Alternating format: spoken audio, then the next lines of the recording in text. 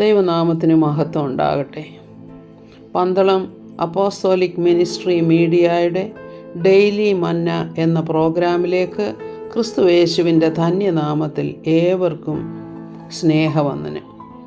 ദൈവനാമത്തിന് മഹത്വം ഉണ്ടാകട്ടെ. ഇന്ന് നമ്മുടെ ചിന്താവിഷയം ആരാധന എന്നുള്ളത് തന്നെയാണ്. ഈ ദിവസങ്ങളിൽ നാം ആരാധനയെക്കുറിച്ചാണല്ലോ ചിന്തിച്ചുകൊണ്ടിരിക്കുന്നത്, ധ്യാനിച്ചുകൊണ്ടിരിക്കുന്നത്. അത് സമാഗമന കൂടാരത്തിൻ്റെ മോഡലിൽ അവിടെ എന്താണ് പറഞ്ഞിരിക്കുന്നതിനനുസരിച്ചാണ് വാസ്തവത്തിൽ ആരാധന ഇന്നും നടക്കുന്നത്. പഴയ നിയമത്തിൽ അത് നിഴലായിരുന്നുവെങ്കിൽ ഇന്നത് വാസ്തവമായി നടക്കുന്ന ആരാധന, ഓരോരുത്തരും ചെയ്യുന്ന ആരാധന തന്നെയുമല്ല, നമ്മൾ സഭയായി വരുമ്പോഴും ഈ ആരാധനയ്ക്ക് വളരെ പ്രാധാന്യമർഹിക്കുന്ന ചില കാര്യങ്ങളുണ്ട്. അപ്പോൾ ഇന്നലെ നാം കേട്ടു വചനത്തിൻ്റെ പ്രാധാന്യം, അതായത് കാഴ്ചയപ്പത്തിൻ്റെ ആ സ്ഥാനം എന്താണ്, അത് വചനമാണെന്ന് നമ്മൾ കണ്ടു. ഇനി വിശുദ്ധ സ്ഥലത്തുള്ള അടുത്ത കാര്യം എന്താണെന്ന് വെച്ചാൽ നിലവിളക്ക് നിത്യം കത്തിക്കൊണ്ടിരിക്കുന്ന ഒരു നിലവിളക്ക് അവിടെ വേണം. അപ്പോൾ അതിന് പ്രത്യേകമായ നിർദ്ദേശങ്ങൾ കൊടുത്തിട്ടുണ്ട്. അത് തനി തങ്കം കൊണ്ടായിരിക്കണം ഉണ്ടാക്കേണ്ടത്.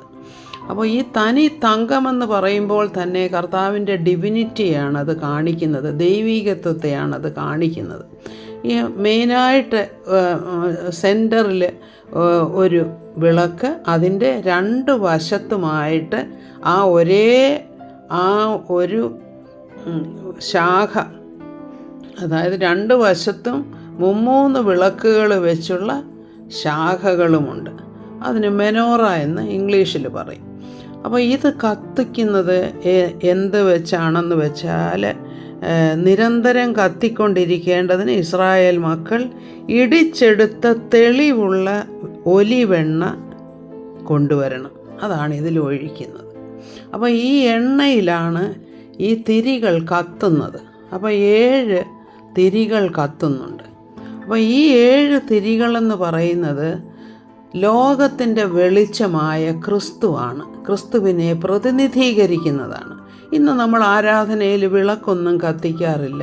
കാരണം നമ്മൾ ആത്മീയമായ ആരാധനയാണ് നടത്തുന്നത്.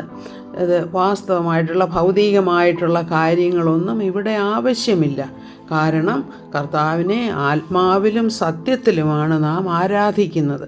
അപ്പോൾ പഴയ നിയമത്തിൽ പറഞ്ഞിരിക്കുന്നത് പോലെയുള്ള കാര്യങ്ങൾ ആവശ്യമില്ല എങ്കിൽ തന്നെയും അതിൻ്റെ ചില കാര്യങ്ങളുടെ ആ പ്രാധാന്യം നമ്മൾ മനസ്സിലാക്കണം. അപ്പോൾ ഈ ദീപം എന്താണ്, ഈ എണ്ണ എന്തിനെ കാണിക്കുന്നുവെന്ന് വെച്ചാൽ അത് പരിശുദ്ധാത്മാവിനെയാണ് പ്രതിനിധീകരിക്കുന്നത്. പരിശുദ്ധാത്മാവിലാണ് പ്രാർത്ഥന, പരിശുദ്ധാത്മാവിലാണ് ആരാധന നടക്കുന്നത്. അപ്പോൾ ഈ ആരാധനയിൽ പരിശുദ്ധാത്മാവിൻ്റെ സാന്നിധ്യം നമുക്കുണ്ടെങ്കിൽ മാത്രമേ ശരിയായിട്ടുള്ള ആരാധന നടക്കുകയുള്ളൂ. അല്ലെങ്കിൽ അത് വെറും ജൽപ്പനമായിട്ട് മാറും. വെറുതെ നമ്മൾ വാക്കുകൾ എന്തൊക്കെയോ ഉച്ചരിക്കുന്നു എന്നല്ലാതെ അതിന് കർത്താവിൻ്റെ സാന്നിധ്യത്തിലേക്ക് കടന്നു ചെല്ലാനുള്ള ശക്തിയില്ല അവിടെ. അപ്പോൾ ഇതിന് ശക്തി നൽകുന്ന പരിശുദ്ധാത്മാവെന്ന എണ്ണയിൽ കത്തുന്ന തിരികളാണ്. അപ്പോൾ നമ്മൾ യെശയ്യാ പ്രവചനം 11:2 വായിക്കുന്നു, അവൻ്റെ മേൽ യഹോവയുടെ ആത്മാവ് ആവസിക്കും. ഇത് കർത്താവിനെക്കുറിച്ചാണ് പറയുന്നത്. അപ്പോൾ കർത്താവിനെയും പ്രതിനിധീകരിക്കുന്നതാണ് ഈ വിളക്ക്. അപ്പോൾ അവിടെ ഏതൊക്കെ ആത്മാവാണ്? ഒരാത്മാവേ ഉള്ളൂ, പരിശുദ്ധാത്മാവാണ്. ആ ആത്മാവിൻ്റെ ആ ആട്രിബ്യൂട്ട്സ് അല്ലെങ്കിൽ ഗുണങ്ങൾ എന്തൊക്കെയാണെന്ന് ഈ യെശയ്യാ പ്രവചനം 11:2 പറയുന്നുണ്ട്. യഹോവയുടെ ആത്മാവ് ആവസിക്കും, ജ്ഞാനത്തിൻ്റെയും വിവേകത്തിൻ്റെയും ആത്മാവ്. കാരണം അവിടെ ജ്ഞാനമുണ്ട്, വിവേകമുണ്ട്. ആലോചനയുടെയും ബലത്തിൻ്റെയും ആത്മാവ്. പിന്നീട് പരിജ്ഞാനത്തിൻ്റെയും യഹോവ ഭക്തിയുടെയും ആത്മാവ് തന്നെ. അതായത് പരിശുദ്ധാത്മാവിൻ്റെ ഗുണഗണങ്ങളാണ് നമ്മളിവിടെ കാണുന്നത്. അപ്പോൾ പ്രാർത്ഥിക്കുന്ന ഒരു വ്യക്തിക്ക്, അല്ലെങ്കിൽ ആരാധിക്കുന്ന ഒരു വ്യക്തിക്ക്, അല്ലെങ്കിൽ സഭയിൽ ആരാധന നടക്കുമ്പോൾ എല്ലാവർക്കും ആവശ്യമായിരിക്കുന്ന ഒരു കാര്യമാണ് പരിശുദ്ധാത്മാവിൻ്റെ സാന്നിധ്യമെന്ന് പറയുന്നത്. പരിശുദ്ധാത്മാവിൻ്റെ സാന്നിധ്യത്തിൽ കൂടെ മാത്രമേ നമുക്ക് വാസ്തവമായ ആരാധന ചെയ്യാനായിട്ട് സാധ്യമാകുകയുള്ളൂ. അപ്പോൾ പരിശുദ്ധാത്മാവ് ആരാധനയുടെ ഒരു പ്രധാനപ്പെട്ട ഭാഗമാണ്. അപ്പോൾ ഈ പരിശുദ്ധാത്മാവ് നമ്മിൽ വരണം. നമ്മിൽ പരിശുദ്ധാത്മാവ് ഉണ്ടെങ്കിൽ മാത്രമേ നമുക്ക് സത്യത്തിലും ആത്മാവിലും കർത്താവിനെ ആരാധിക്കാൻ സാധ്യമാകുകയുള്ളൂ. അപ്പോൾ പഴയ നിയമത്തിൽ കാണുന്ന ഇങ്ങനെയുള്ള കാര്യങ്ങൾ പുതിയ നിയമത്തിലെ ആ വാസ്തവമായ ആരാധനയുടെ ആ ഭൗതികമായിട്ടുള്ള ഒരു കാഴ്ചപ്പാടാണ് അവിടെ നമ്മൾ കാണുന്നത്. അപ്പോൾ പരിശുദ്ധാത്മ സാന്നിധ്യമില്ലാതെ നമുക്ക് ആരാധിപ്പാൻ സാധ്യമല്ല. അപ്പോൾ പരിശുദ്ധാത്മാവിനെ നമുക്ക് വേണമെന്നുണ്ടെങ്കിൽ നമ്മൾ മുൻപേ പറഞ്ഞ ഓരോ കാര്യങ്ങളുണ്ട് അവിടെ. എന്താണ്?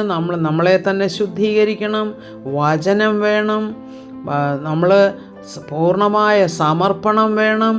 ഇങ്ങനെ പരിശുദ്ധാത്മാവാകുന്ന എണ്ണയാൽ ശോഭിപ്പാൻ തക്കവണ്ണം ഒരുക്കിയിരിക്കുന്ന ഒരു ആരാധനയാണ് നാം സഭകളിലൊക്കെയും നടത്തേണ്ടത്. ഈ വചനങ്ങളാൽ കർത്താവ് നമ്മെ അനുഗ്രഹിക്കട്ടെ എന്ന് പ്രാർത്ഥിക്കുന്നു. സകല മഹത്വവും കർത്താവിന്. ആമേൻ. Praise the Lord.